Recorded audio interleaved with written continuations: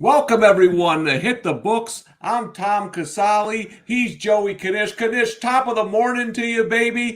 I told you I was going to wear the hat. I even found a pipe for you. My Notre Dame Fighting Irish. Easy over Clemson last week, Knish. What in the heck happened to the Clemson Tigers in South Bend? First off, happy Veterans Day to all the military schools that are still running the triple option. That as we can get a couple of, at least I got a cover with a triple option team, so I'm feeling patriotic this week. Maybe Clemson should switch to the triple option because their passing game was so pathetic that they couldn't do anything here to get to even make it close with Notre Dame. So that was another in a long line of, Tommy C victories here, but that comes to an end this weekend where I'm guaranteeing victory on the show to one of these fades here. So I look forward to ending this streak of horror. Well, Knish, this is really remarkable. I mean, let's take ball busting aside and everything. On the show, I'm 21-19, just over 50%. It's getting scary. Against you, I'm 4-0. 4 underdogs have all won outright by a combined score of 179-88. The 3 teams were Notre Dame twice, Navy, and Louisville. I got to be honest, Knish. I was sitting there Saturday, I was laughing out of disbelief because I said on the show, it felt like it was going to be one of those block punt interception return game and I honestly couldn't have written a better script. The game that went on in my head before I played it was exactly that I saw. And I don't know what it is, man. My son said, why don't you, every time Knish goes against you, why don't we just bet $10,000 so we can be rich? Little Tommy's college fund's all taken care of here. You don't even have to play football anymore. And so and the thing is, Knish, I probably should have done that. I said to my son, there's a thing in this business called playing the odds. I said, the odds are Knish is due. I said, none of these games have been close. He's got to beat me sooner or later. So we'll see how it goes this week. We'll see if you have any. Unfortunately, Knish, I'm not on Notre Dame this week. They're going up against Navy. I don't mess around with a triple option. I was thinking it might be. I'm waiting for the Naval Academy to come in here. Well, what a beautiful win I had last week, Knish. Army. 7 points in them. Listen, they ain't never going to play a military academy game again that doesn't look like that. Every game looks the exact same. Taking the points and going under in those games are pretty profitable. But, Knish, let's get on to this week. Let's see if you agree or if you disagree with me. Hit the Books is presented by the Hammer Betting Network. You can check out all the great content at the hammer.bet and on the social media platforms at the Hammer HQ. First pick, Knish. I think you might like this one. Let's see. I took South Carolina plus the 8 points against Florida. To your credit, when you don't go up against me, you're actually a pretty good handicapper. And last week, you said, hey, look at that Florida team against Texas A&M. I'm hearing word that there's some flu-like symptoms going through the team. Everything you said was correct. I actually hopped on Florida after the show, thanks to you. But To me, the Gators are a little overvalued here, Knish. Like, I get it. They beat a corpse of a team in A&M who was sick last week, but Florida's just 1-4 against the spread as a favorite this season. Their lone cover was against Eastern Washington. They've lost 2 of those games outright. I just think this is a bad spot to be laying 8 points, what I think is a saggy Florida team. What do you think of this game? Yeah, I would tend to agree with you there on over a touchdown here. I'm not, again, these are 2 teams that I'm really not super bullish on as the season's progressed either way. However, Florida's got a number of injury concerns going on. Some of their best wide receivers, some players on defense. The best player on defense got pseudo kicked off the team there. So it's a South Carolina team, though, that in a lot of has been tough to stomach in a lot of places this year. I don't think Spencer Rattler's had a very good year. I think they're very good at the Beamer ball of selling the. They kind of remind me of some of a poor man's A&M or Miami, where they want to sell up a lot of stuff in recruiting. The actual coaching on the field is not very good. So again.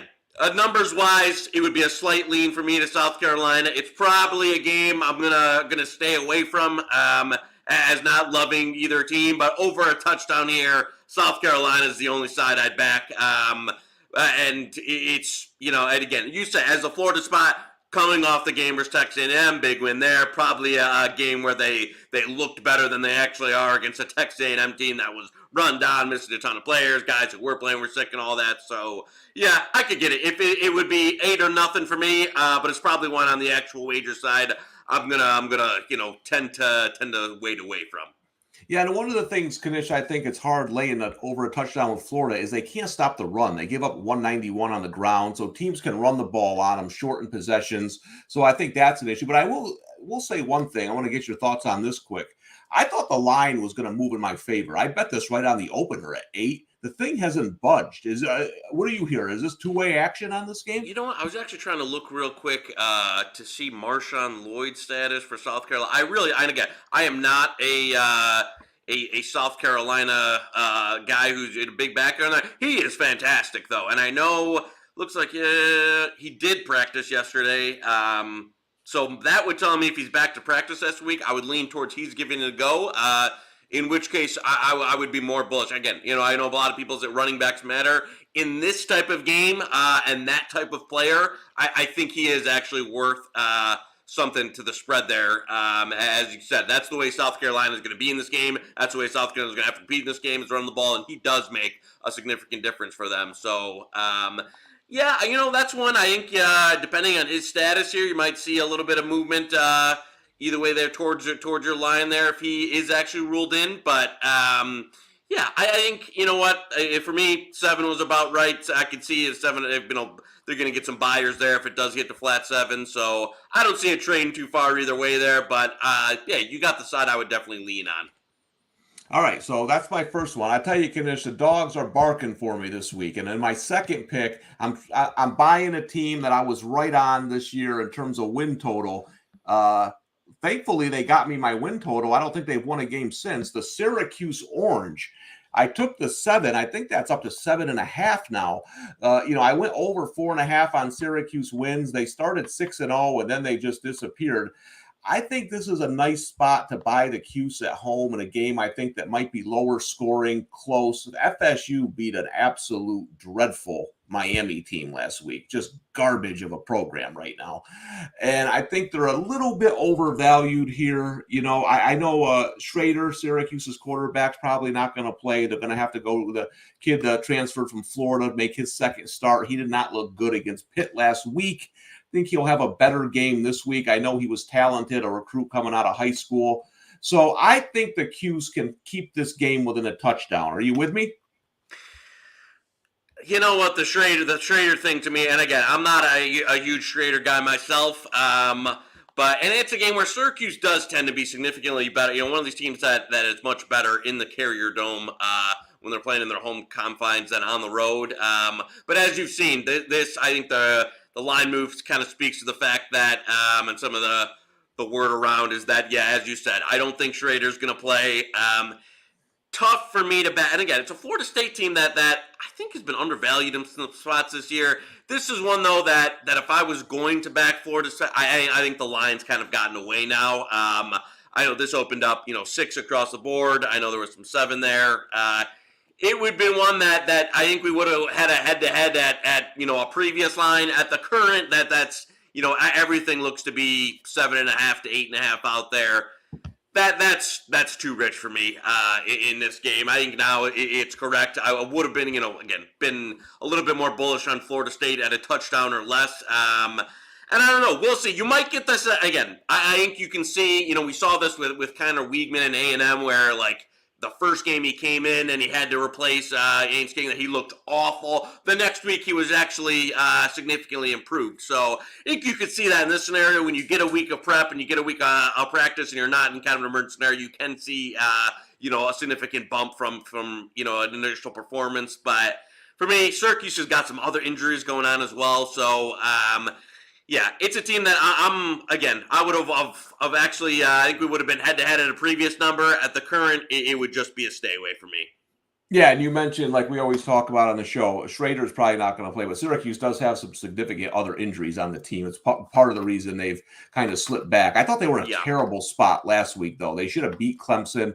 Then they got pinned. I'm going to give you an analytical angle on this one, though, Knish. Here's why I'm really betting it.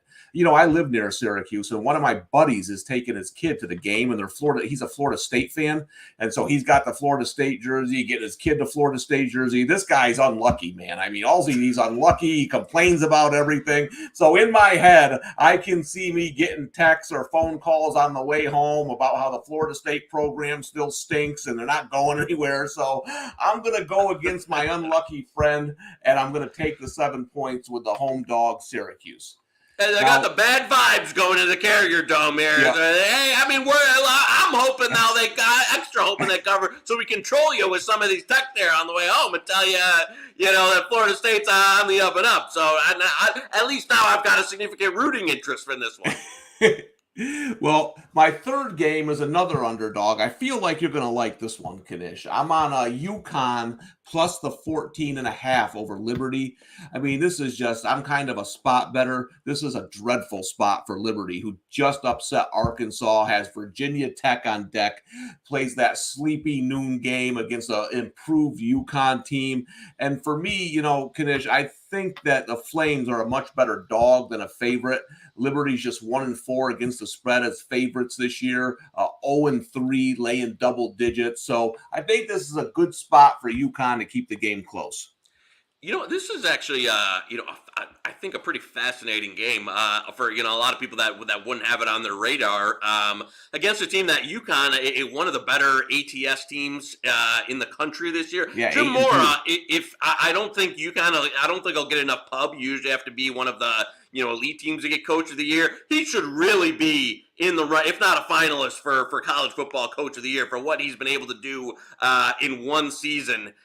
With a team that's also had a bunch of injuries to key players, to some of their better players, for a team that doesn't have a lot of talent. I did see, and Hugh Freeze, they've been a little cagey with that they might be able to get Charlie Brewer back this week. They basically had to rotate through 4 quarterbacks this year. Yeah.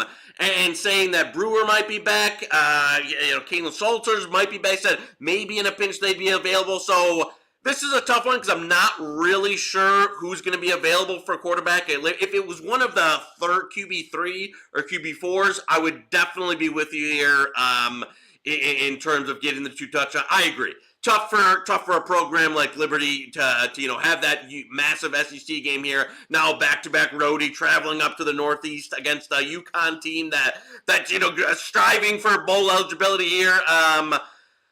So this is, again, gun to my head, I would agree with you. I think now the line, it's dropped through 14 some places. I'd probably just, even with all the uncertainty, take the 2 touchdowns and the spot. I think if you can get a 14, there's a few straggling 14s out there. That would be the side I would play on. But a lot of injury uncertainty going in this one, especially with Liberty. But just based off the spot and the line and how UConn is playing week to week, It's funny. There was kind of they've been so good this year, looking for a spot here, end of the season to actually fade them. This is not it though for me. Like I don't. If Liberty was rare, in a different spot with a healthy team, I would think this would be more of a fade. But no, not here. Not with the injuries they have. Not after the Arkansas game last week. So yeah, I think you got in good there at 14.5, and it'd still be the side I'd lean at 14. Yeah, and you mentioned the quarterback rotation. They also lost probably their best player on offense, Hunter, Yes. the running back, Yes. who's out for the season. 850 yards, 6.6 yards per carry. So against a good, an improved UConn defense, like you said, under Mora, who's done an incredible job there. I think they can keep this game within the 2 touchdowns, 14.5. So, yeah, that's. Now, my next one, Knish, is I don't know where you're going to land on this, but I hope it's against you. Well, listen, this is the 3rd week in a row. All right. At the end of the season, it's either going to be me or the Central Florida Knights who's going down, because 2 weeks ago I took Cincinnati. Last week I took Memphis. The game was tied, and their idiot head coach goes for it on 4th and 16 from midfield, and the game's never the same. I mean, listen, that's not analytics. That's nothing. That's just stupidity. But I am going to roll with Tulane on the money line here, minus 120. I know this is going to be a tight game, but I don't know. I watched this UCF team play, and they keep getting me in the end. They got me in the end 2 weeks ago. They got me in the end last week. But Tulane at home, an absolute covering machine. I don't think they're getting quite the respect they should in the market. I know the odds makers probably have a UCF probably with a slightly higher power ranking, but I'm going to go with the Green Wave at home. You like this game at all?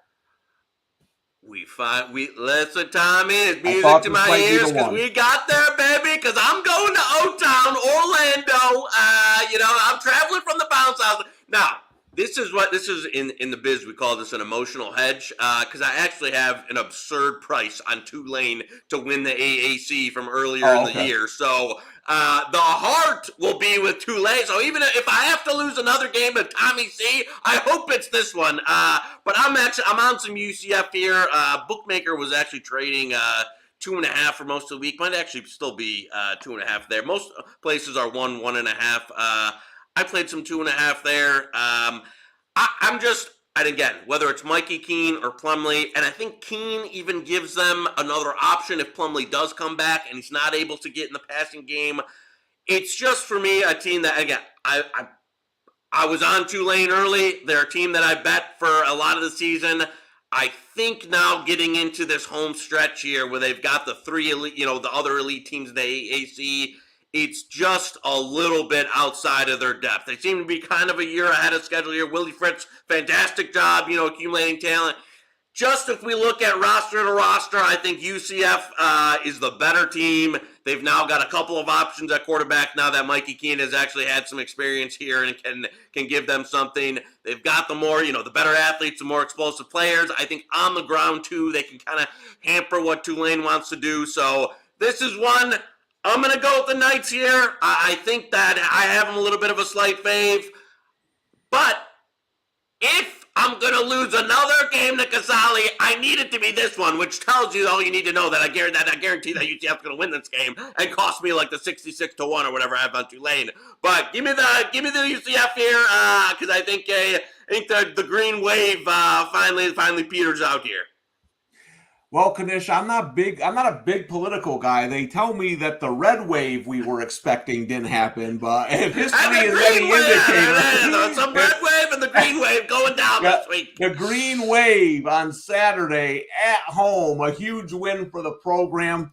If history is any indicator, this is the bet of the decade on Tulane, the Green Wave, and hey, listen. If I win this one, maybe I can phone our friend, our buddy Sean King, who who's in the sports betting space now, one of the great quarterbacks in Tulane history. Maybe get an old King jersey to wear on the show.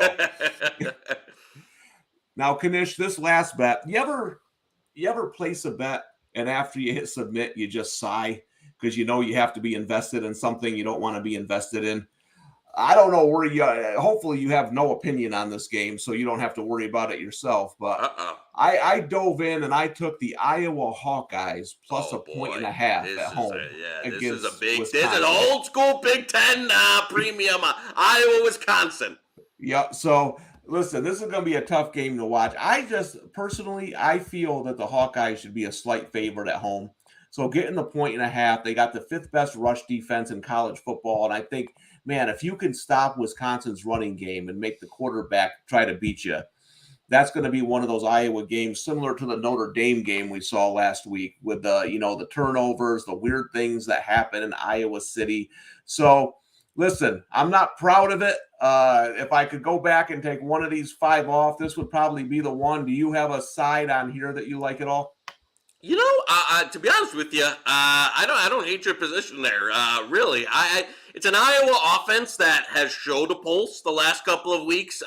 They've tried some different things, been able to move the ball more efficiently. And you look at, I think, bar none, what's the best unit on the field in this game? It's the Iowa defense. I think they're been elite all year, even though when the offense was a corpse for the first half of the season, it may have not looked that way with some of the score lines against the Michigans, the Ohio States, but their team been in elite defense all year. And again, Wisconsin a little resurgent there under Jim Leonhard, but I still think I still think you're getting the better team at home as a dog. The only, I actually might, I was kind of seeing where this line goes. I might join you on this one at some point here. I was hoping to get a little bit more juice on Iowa, because I think this is a game where even plus to every point, every half point critical in a total of 35. I tell you here, I actually played on Sunday at Open a 33.5 over in this one, so when this game is 6-3, I could be jumping off of the bridge there but now it's around 35 here, which again every half point critical. We just dipped under 34 there, so I had to play some over. But hey, I'm with you. I think I've got Iowa small fave here. I think you get in the plus 1.5. There's still some plus 1 around. That would definitely be the side I'm playing. Actually, might might join you here at some point there. We're seeing kind of where we're going to monitor and where it goes, but I think I'll be on Iowa. I don't think they should be a dog. I'm not saying they should be a huge favorite or anything, but right. I think they've been playing better down the stretch, and they've got the better defense. And you're getting a short home dog here. So yeah, hey, Hawkeyes, baby. We'll go. Who's got the better corn here? Give me who's got the better punter. So this will be one exactly. That I don't know. I don't think I'll have this on one of the screens, but we can talk about it next week when Iowa wins. 9-2. Yeah, who has the better punter and field goal kicker is what this is going to come down to. But yeah, so my 5 picks this week, Knish: South Carolina plus the 8, Syracuse plus the 7, UConn plus the 14.5, the Tulane money line minus 120. You like UCF? We're going head to head on that, baby. And then the Iowa Hawkeyes plus 1.5 points at home.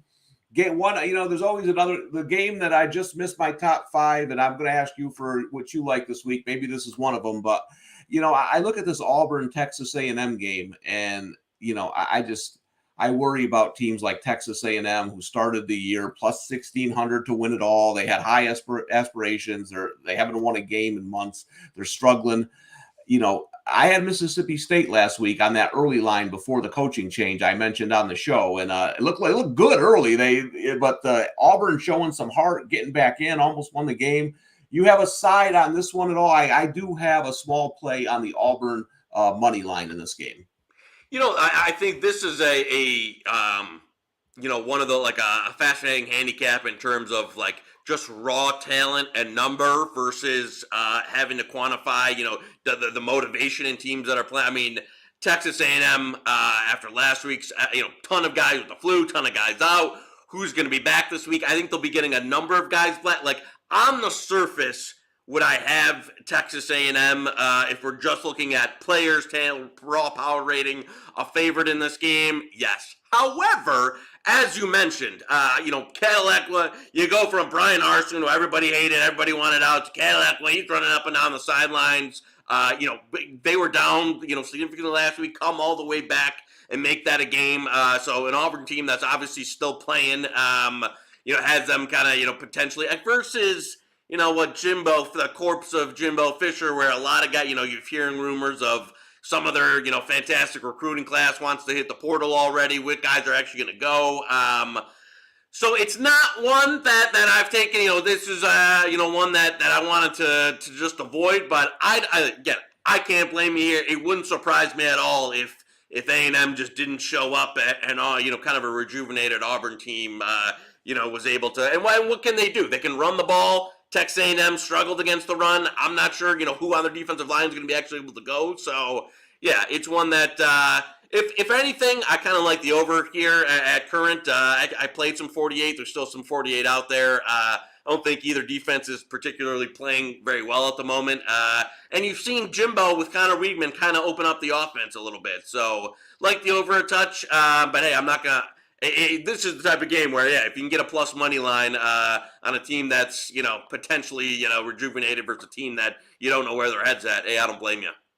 Yeah, listen, I like this Cadillac Williams, Knish. In my neighborhood, I do my workout, I do a boxing or whatever, and then I walk around the neighborhood, and I always have a towel around my neck, so all my buddies make fun of me about the towel. Man, last week, Cadillac had the towel. He sweats worse than I do. I didn't know if he was going to make it through the game. That was great. But, yeah, that's one of those things I agree. Like, in the short term, you might get some emotion off. I can Cadillac Williams coach, I don't know, but team gets a little bit of emotion. They didn't give up last week, so we'll see what happens there. But Knish, last week you gave me that great tip on Florida. I hit that one. It helped me on my day. What are you looking at this week as your top plays? I've talked about this. We talked about this Monday. Brad and I liked it. I talked about something you better you bet. I still when we talk about we talk about triple option every week on this show. The 21s are disappearing. So I say if you haven't bet New Mexico yet, plus 21 or better, I would get that in. Looks like a lot of places. There's even a couple of 21.5s left, but most places now going to 20.5. I like that one quite a bit. Super low total. Mexico team that just has had a ton of bad variance, bad special teams all year. But a game that's basically, triple option versus another, variance of the triple option. I like it in 3 TDs there. There's a couple. Let me see. One more is what we got current here. I like Baylor this week in Kansas State. As a team that's been dealing with some injuries, going up against, been in a long run of rough, games here. So I like Baylor at home. Now that's team that you can get a 2.5 there. So, and we'll go one more here that's still available at current. Actually, on a Friday night special here, I like the, buddy, our tailgate tent friend of the show was on UNLV, and I agree. I think a UNLV, if you can get plus 10, minus 120 tonight, that's the late game tonight, 10:30. They were healthy last week against San Diego State, and were much, much improved. Brumfellow is back. Some of their wide receivers is back. It's, again, 2 teams at Fresno as well as a team that's gotten healthy, but I think this one, UNLV at home, if you can get a plus 10, minus 120, I like that for a half unit tonight as UNLV should be much improved tonight from some of their recent form as they were better last week for San Diego State and should be more competitive tonight for Fresno.